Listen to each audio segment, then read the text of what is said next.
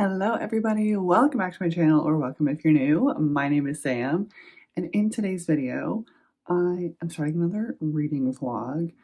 I have been very frustrated that I haven't been able to finish a monthly TBR in months. I think it's been before October since I have actually finished one, but ever since October I have not been deleting the rest of my unfinished TBR from my notes app.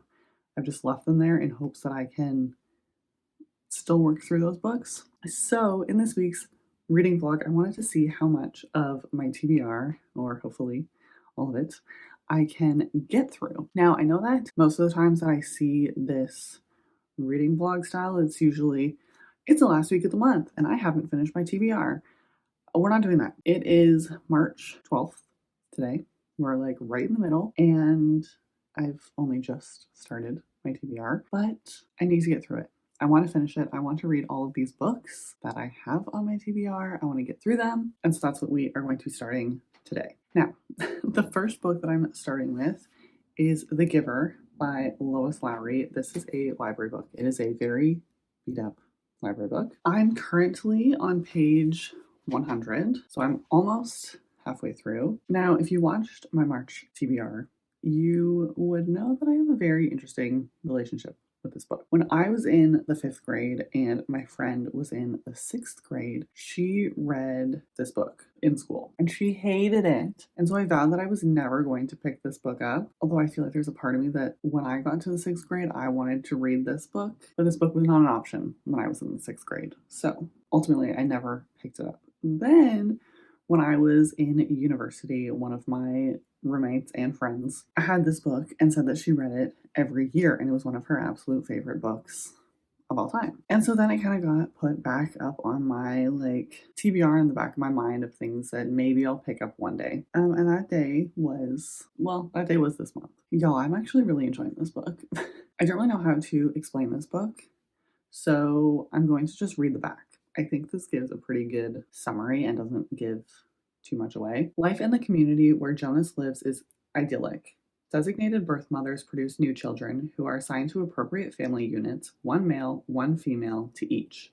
Citizens are assigned their partners and their jobs. No one thinks to ask questions, everyone obeys.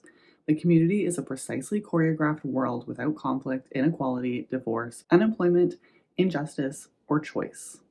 Everyone is the same, except Jonas. At the ceremony of 12, the community's 12-year-olds eagerly accept their predetermined life assignments. But Jonas is chosen for something special. He begins instruction in his life's work with a mysterious old man known only as the Giver. Gradually, Jonas learns that power lies in feelings, but when his own power is put to the test, when he must try to save someone he loves, he may not be ready. Is it too soon or too late? It's just so fascinating that they're living in this world where there's so much of our current world that they don't know or don't understand. Everything is very strict. There's rules for everything. And if you don't follow, some of the rules are a little bit more lenient than others, but for the most part, you have to follow these rules, and that's just the way that it is. But I feel like there's so many comments on real life and the way that things are done that I don't know. It's just a very interesting comment on life and society, I guess, and the choices that are made and why. I'm very intrigued. Like I said, I'm halfway through. I feel like this is a book that I understand why people would come back to it and read it multiple times over different parts of your life, because even though it is a children's book, it's intended for roughly 12-year-olds, you can definitely get something out of this depending on what part of your life you're at. It's just so fascinating. But yeah, it's one that is very hard to explain. I feel like it makes me intrigued to read more classics, because I feel like a lot of people have been reading a lot of classics recently, especially with Wuthering Heights, the movie having just come out. It makes me so intrigued.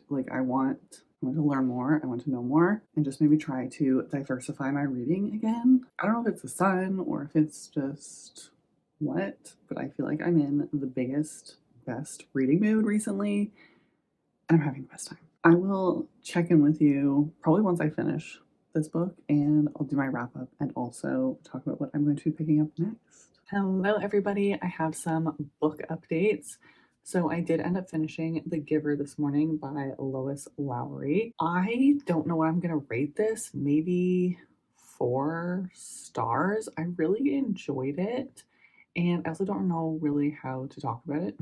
I do feel like the ending was rushed. I feel like once we started to get answers as to what was going on and what our characters were supposed to be doing, it was very quick and there wasn't a lot of expansion. But in this one, there are some themes of talking about things that our characters don't know about, but for us are like everyday things, and just the way that they're explained are so magical. And some of those questions of like, how would you describe this to somebody? I did really enjoy the messaging in the story, sort of around the importance of, I guess, shared experience and independent choice. I can see how this book is very impactful for some people, and I can also see why some people really don't like it. But I'm very glad that I read it. Like I said, I don't have a lot to say about this book. I found it a very fascinating read, a very interesting take on some aspects of society. So it was good. It was fairly quick as well. It was just over 200 pages. But with that being finished, the next book that I'm finally getting around to is The Nightingale by Kristen Hanna. I was hoping to have been able to start this morning, but just time always seems to get away from me and it doesn't work out the way that I expect. But because it is the weekend, I'm hoping that I will be able to get a good chunk of the way through this because I don't want to be sobbing in the lunchroom. So I tried to strategically read this book over the weekend and also have this be one of the first books that I tackle on my March TBR because I need to finally just read this and I feel like it's time. So this one is 560 pages. I'm excited but also terrified. So let's just jump in and start reading.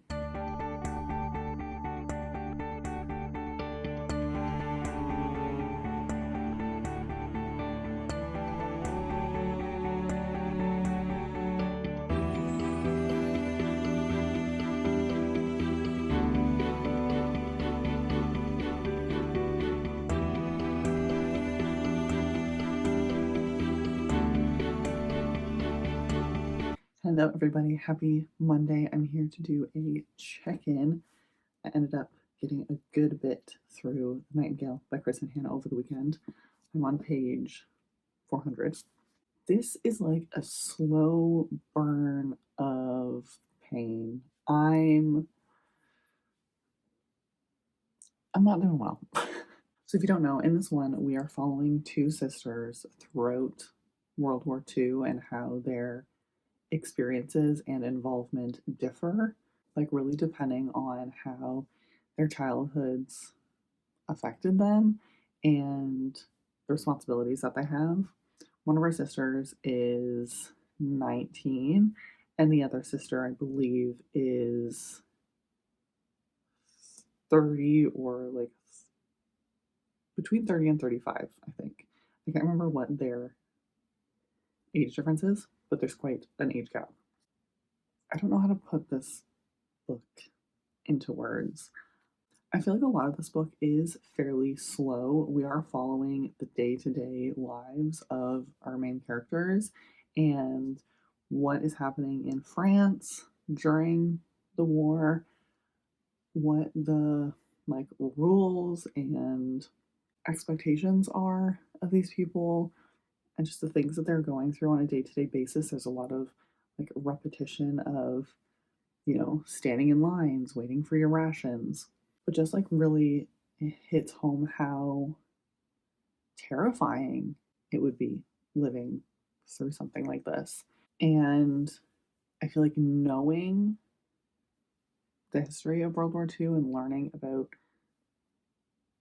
a lot of the events that take place during this time and knowing what's coming but not knowing how it's going to impact our characters is terrifying.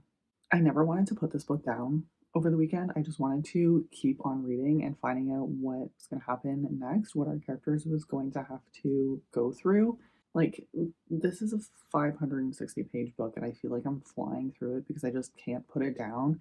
And then every time I had to put it down and went to go do something, I had to consciously remind myself that I'm not actually living in 1940s France. Like, Kristen Hanna really just sucks you in and makes you feel like you are really living through it, and some of the things that these women are going through during this time and these children are experiencing at such a young age, having to grow up and live through these horrors through the years that they're supposed to be just playing is devastating. It's devastating. And the way that some of the events that take place are mentioned in here is just like, oh yeah, that just happened. Like, it's awful, but it's kind of just like ripping a band-aid off. Like, it's just said. There's no dancing around it. There was one part that there was tears streaming down my face. Like, even from like the first prologue, I was already feeling like choked up. So I am enjoying, doesn't feel like the right word, but I am enjoying this book. It's very heavy, very, very heavy on my heart. And yeah, I'm hoping I can get through the last chunk of this really quickly so I can A, find out what happens, and B, read a silly little romance that's going to pull me out of this funk. But I think this is a very important book to read, and I'm really glad that I finally picked it up. And it makes me want to pick up more of her books, and it also makes me want to spend some time with my grandparents because they were born in 1939 and 1940, and although I'm sure they don't remember the events during the war because they were so young, I feel like coming out of the war, they might have some memories. I just want to talk to them about what they experienced. It's heavy, but I'm so happy that I'm finally getting around to reading this, and I'm very curious to read the author's note because I also wanted to mention some of the events in this sound like they're fabricated.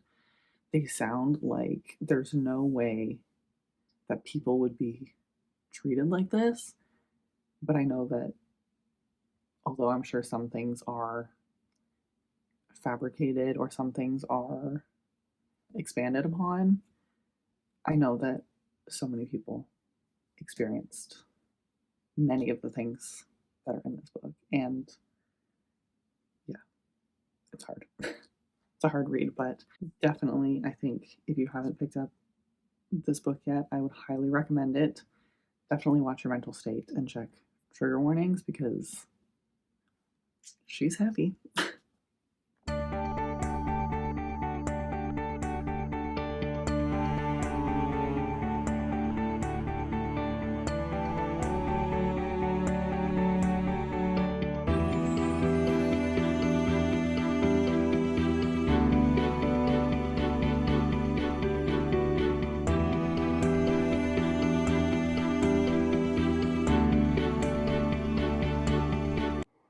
Hello, everybody.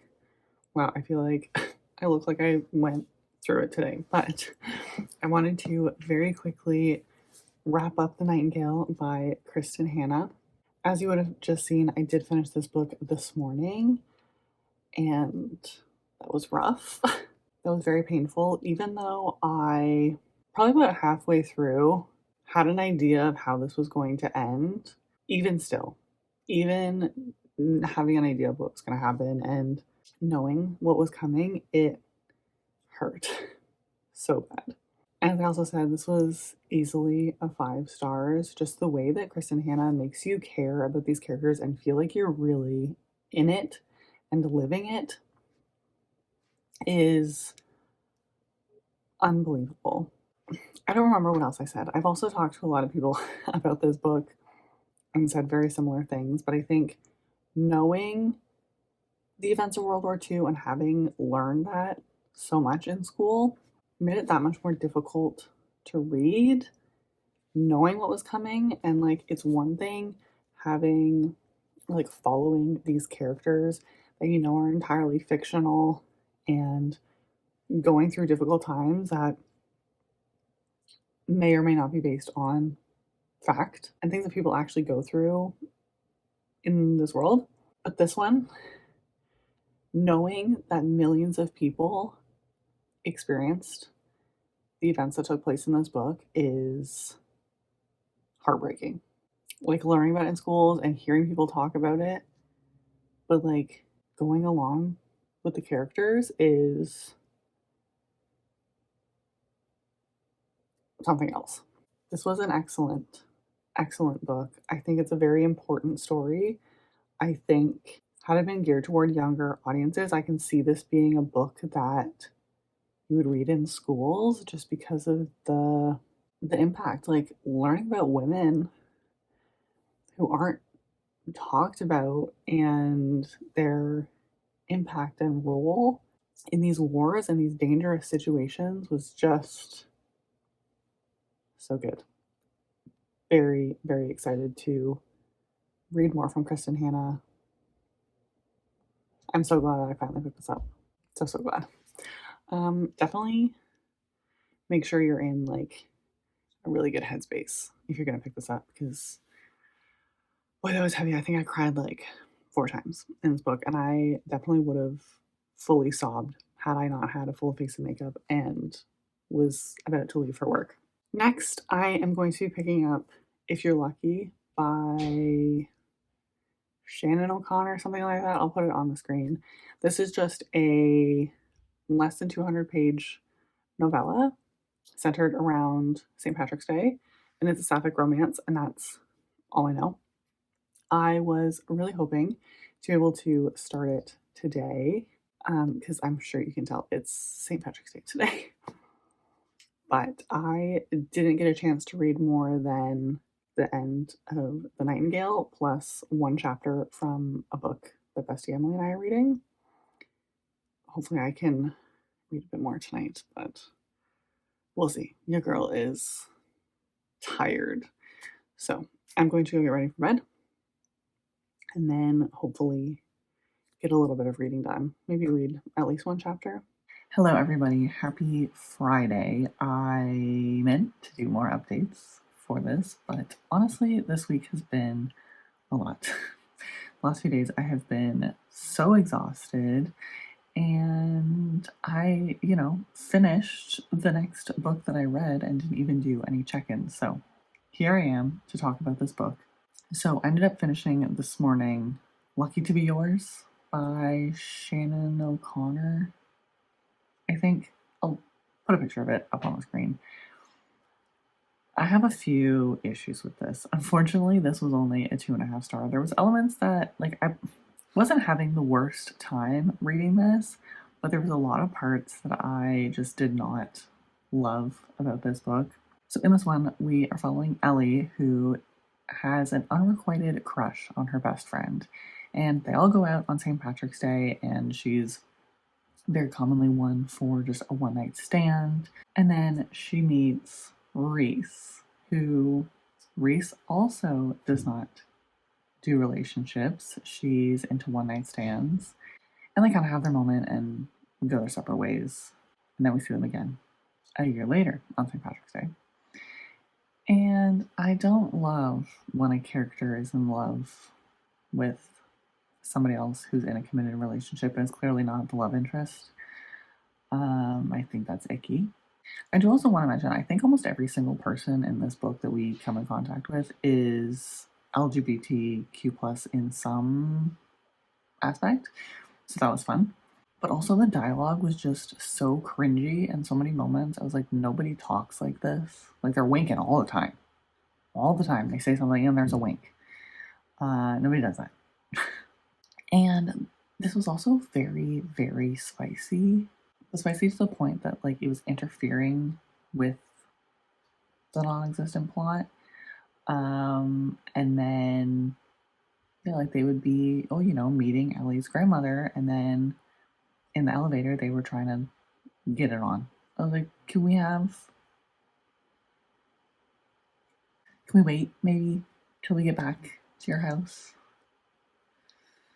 Like, all the time. Like, the epilogue especially was terrible for that. The third act conflict also came out of nowhere. Ray specifically has some backstory that we get a glossed over explanation of, but no really detail. And then all of a sudden, it's this big, huge thing that we were supposed to understand. And like, I understand it's a novella, so it's very difficult to expand and put a lot of detail in. But let me tell you, we could have cut one of those sex scenes, given a little more backstory. It's just, the pacing was weird. The relationship pacing was weird. They had met each other again for the first time, spent maybe 24 hours with each other, and we're like, that's my girl. Like, we're together. 2.5 stars.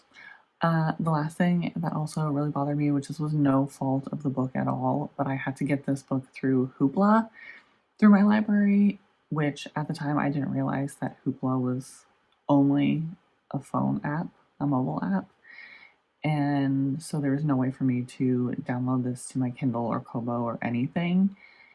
And never again. I'm not reading anything solely on my phone. I can't do it. I was immediately, like instantaneously, my eyes were so tired. So now that I know Hoopla's for audiobooks only, we're not doing that again. But that is that. It was kind of fun. It was kind of silly reading it around St. Patrick's Day. It really took me way longer to get through than I thought. I was really just chipping away at it in the like little bits of time that I decided that I wanted to pick it up. But I'm glad that we have another book under our belt for this March TBR. I think we're halfway through the TBR at this point. Amazing. The next book that I'm thinking of picking up is either Slaying the Vampire Conqueror or, what is it called? The new Carly Fortune book. But I don't know which one I'm in the mood for because Bestie Emily and I are also reading the Book of Azrael series right now. But maybe I should just read Slaying the Vampire Conqueror and just switch it up entirely because I don't know that I'm in the mood for like a summer romance right now because here in Ontario it's cold again. We had freezing rain this morning. I'm so over this winter. So I'm really not sure what I'm going to pick up. We'll see what I decide to read on the weekend, but I need to pick it up because this book took me way too long. This novella took me way too long to read. You know what I'm in the mood for right now? A hockey romance. You know what's not on my TBR this month? A hockey romance. And I also have 3 other books out from the library. 4 other books out from the library. You know what those are? Not a hockey romance. So maybe we'll have to pick some hockey romance for my April TBR because it seems like that's what I'm in the mood for. But that's not what we're going to pick. So I don't know. We'll see. I will probably try to read some of the buddy read that Emily and I are reading tonight. And then pick a new book for this vlog tomorrow. We'll see how we're feeling. My eyes are so tired from finishing off this novella this morning. Like, I haven't recovered. And then also working today. Now that I've just yapped away for minutes on end, I'm going to go. And I will chat with you on Monday once I have hopefully made it halfway through a book. We'll see. Hello, everybody. Happy Monday. Excuse the fact my bangs are so long. I'm getting a haircut this coming weekend. Finally.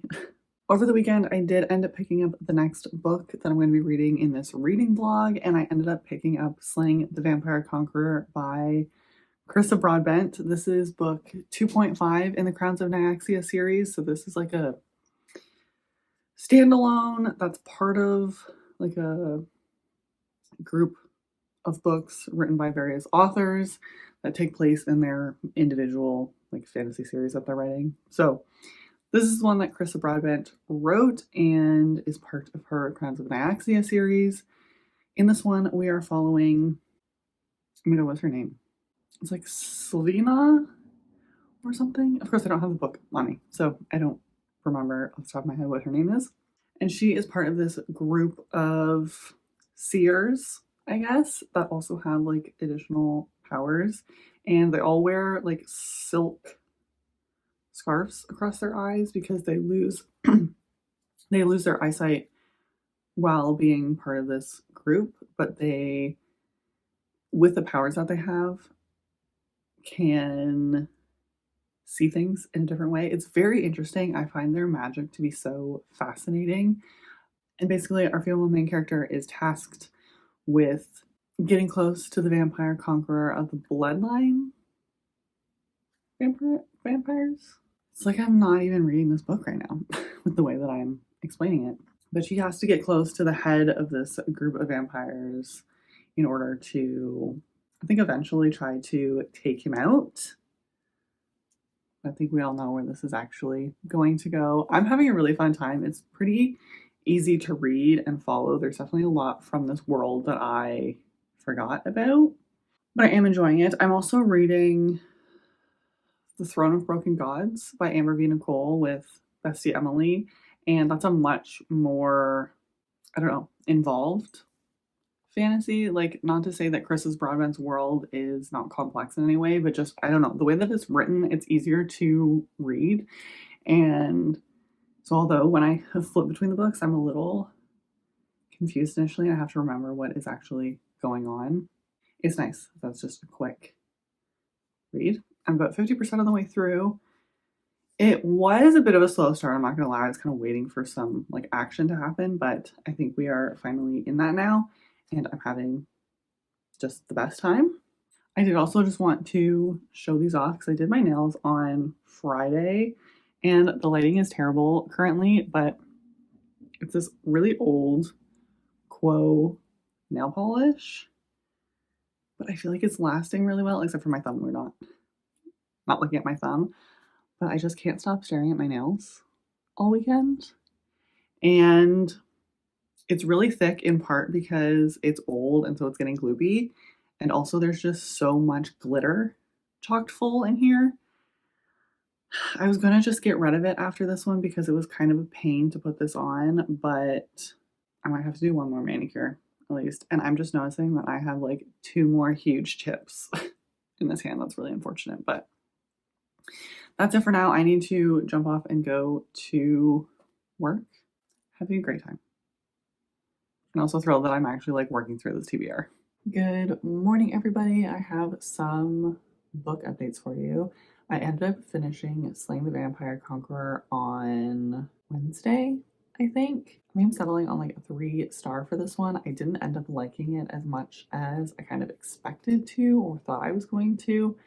I just ended up not ever feeling very connected to the characters or the story. And I feel like there wasn't much really that happened. Like the plot wasn't very, I don't know, complex, which does make sense because it's a standalone, but I don't know. They were kind of just continuing to go conquer these different places. So for that one, unfortunately, I don't have honestly much opinions or thoughts. It was not my favorite. That's it. It was a 3-star. It was fine. I am currently working my way through Our Perfect Storm by Carly Fortune. This is an arc that I got through NetGalley, so it's kind of just a continuous string of text. The formatting's very strange. I don't know how far into this I really am, how many chapters there actually are, but I am a quarter of the way through, and I think this is like 400 pages, so I'm assuming I'm roughly 100 pages in. I'm thoroughly enjoying this book. I feel like it's written very interesting. In this one, we're following Frankie, who initially we see that she's getting ready for her wedding. She had a very short relationship with this guy, and very quickly he calls the wedding off. And so her best friend George, that she has known since she was 8 years old, is going with her on her honeymoon to Tofino, British Columbia in Canada. And I don't know, there's just something that I'm just so connected to the story. I'm so sucked in. The way that it's written is so interesting because,